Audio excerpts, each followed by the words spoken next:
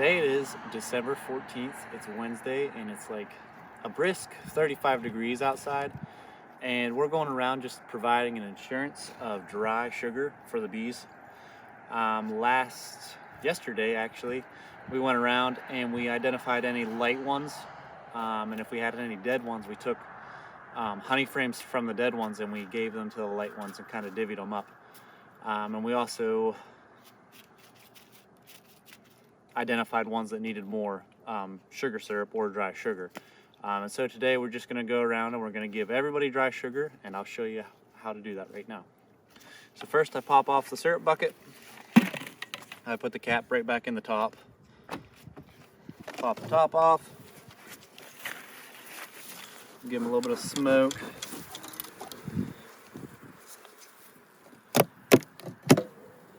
Inner cover comes off. And here we got a little bit small of a cluster. We like to see kind of a basketball size. This is like a softball to a basketball. But nonetheless, they're gonna get sugar. We give them this newspaper, tell them about the spelling bee that's coming up, just in case they wanna join. And we'll take a yogurt cup full of sugar, or two, depending on how big they are. I have a couple slits in my newspaper just so they can come up and find it sooner. Even if they don't, they're eventually going to chew through this paper and find the sugar. And this sugar does, not only does it feed them, it provides them supplemental feeding, but it also kind of soaks in the moisture from the hive. So any extra moisture that the honey produces, because as we know, the honey contains 17% water in it, so when the bees go to eat it, there's going to be more moisture introduced into the hive. So the sugar will help absorb some of that. But after we get the sugar on, inner cover goes back on. We try to be quick about this because we don't want them exposed to the cold air for super long. And we put a lid on. I'll give it a good push down to get it all sealed up, and that is it. And as you can see, we got it right around 40 hives in this yard we got to go through today yet. But that's it for now.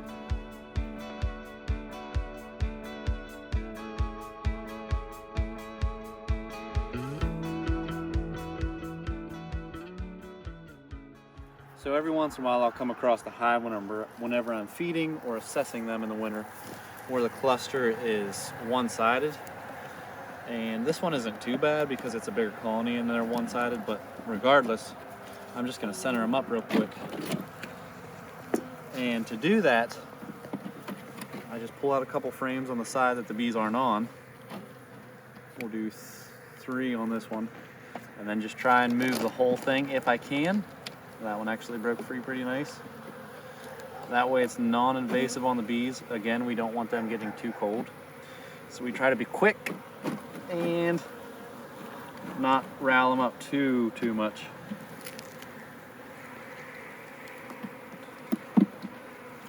But by centering them, it keeps them on the frames with honey and just kind of helps them manage ventilation, heat, all that stuff a little bit better.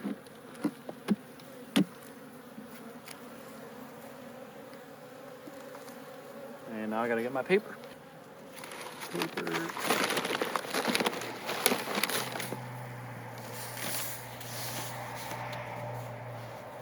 Sorry, Ruby.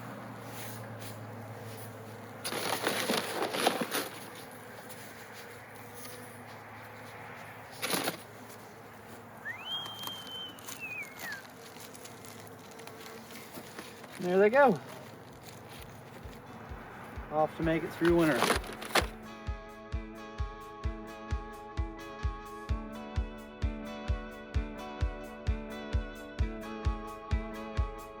So it's a new week, and we are just going back and reassessing how the dry sugar supplement has helped our bees, see if they're eating it. It is like 36 degrees Fahrenheit today, and it is Wednesday, December 21st. Let's just dive right in here.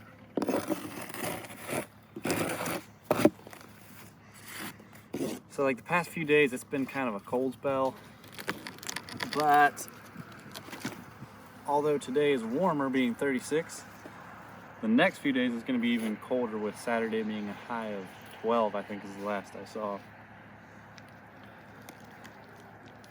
And as you can see, the bees are right up here chewing on this sugar, which has drawn moisture from the hive, and I'm sure, as you can see, like moisture has got in from the snow melting around. But the bees aren't dead. A lot of people really fret about moisture in the hive, and if you have a big, strong colony, they can handle it.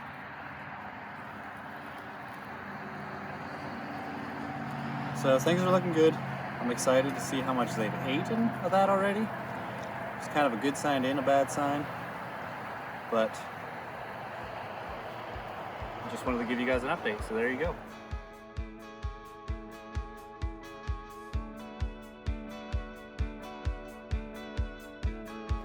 So we got Josh here today. This is a kind of a follow-up after the success with the dry sugar. We are doing a mite treatment.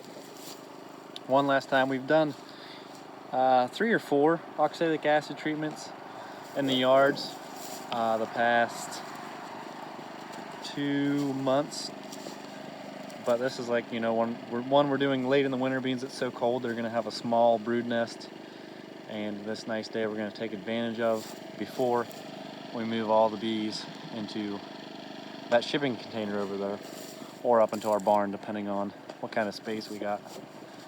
But yeah, I just kind of walk you through what Josh does.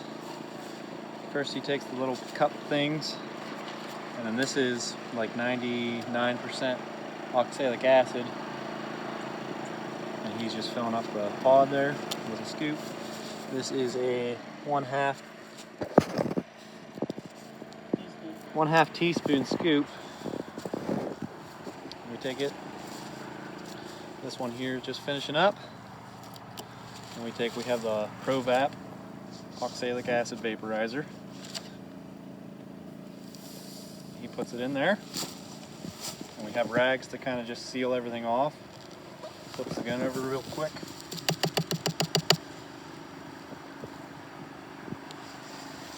And then what this gun does is it heats up to like 230 degrees, which vaporizes that acid, and then it shoots out. It has a hole up front. And it shoots out, and as you can see, it's coming out of the hive, any cracks and crevices, but ultimately penetrating the cluster and choking out any varroa mites. So there you have it. What do you think, Josh? It's a great time. All right. See you in the next one.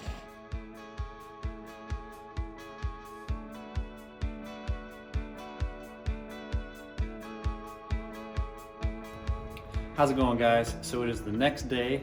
Today is Thursday the 22nd. It is 32 degrees out, Josh? 31. 31 degrees, okay? So it's brisk. And yesterday I updated you guys on the dry sugar, and we did mite treatments. And today, and a little bit at the end of yesterday, we got the shipping container all cleaned out. As you can see, it's beautifully organized. Just not this part. Everything else. Yes, I still gotta do them shelves. But regardless, we're gonna bring the bees in. We're gonna pack them in here, as many as we can. And if we feel that they're fed up good, we might actually even stack them on top of each other. But if I leave them unstacked, I can still readily access them and assess things. So anyways, we'll just give you a little time lapse of us moving the bees in here.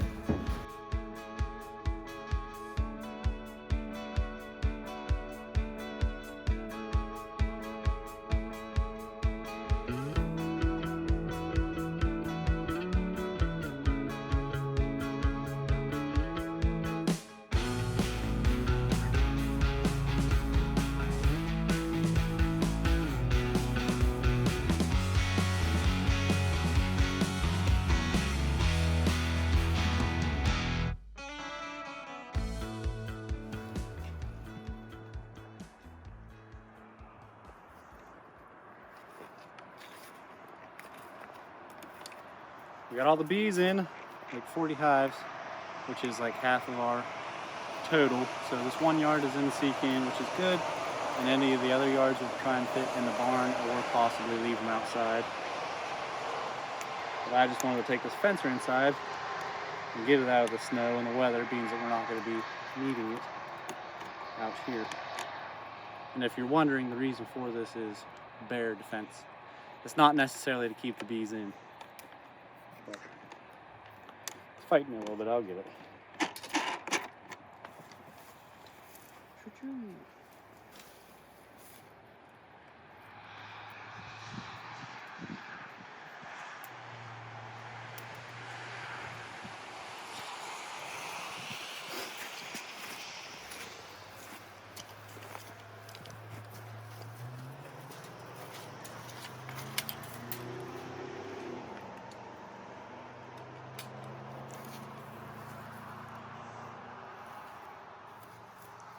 And just like that, we're closed for the season.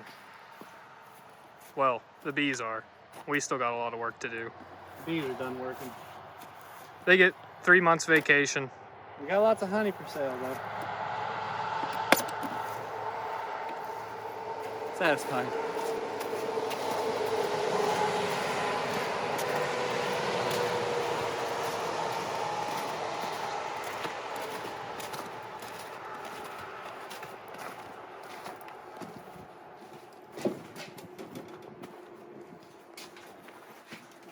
Here for now. This is it. We got 4, 8, 12, 16, 18, 20, 22, 24, 27, 30, 33, 36, 33 nukes. So there's 39. I lied to you. There's one less than 40. But regardless, they're all in here. They should stay drier. And it's not necessarily, I guess I kind of wanted to explain this, but the purpose of the shipping container isn't necessarily to keep the bees alive, but it's more to keep my wooden equipment from rotting and failing like this one here. So it's more for the wood, and I mean it's good for the bees, keep everybody out of the rain and snow and muck. But in nature they live outside in a tree, so they can survive out there as well. But anyways, that's it for today. Stay tuned.